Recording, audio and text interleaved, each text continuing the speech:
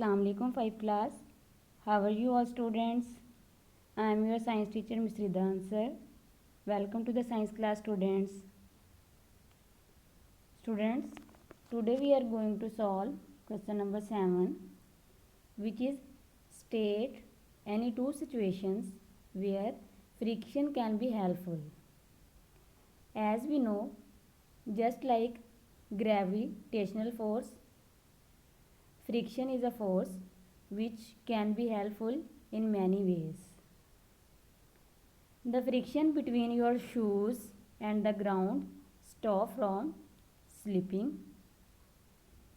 Frictional force is a force which is present on the earth and between the object which moves on the road, and it prevents from slipping. Frictional force help cars to move forward without slipping on the road. Friction helps you to write different kinds of things on copy or book.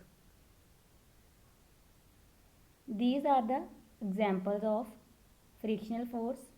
When you write something on a page, the force which helps you to write anything on a page is the frictional force. In the second pic, a tire is present.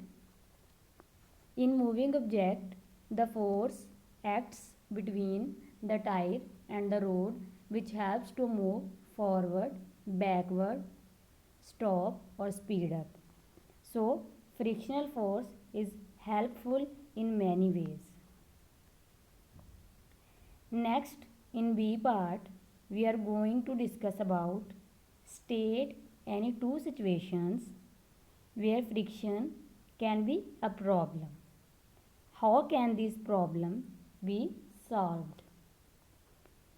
As we know, frictional force has some advantages as well as some disadvantages. Friction can create problem when moving object.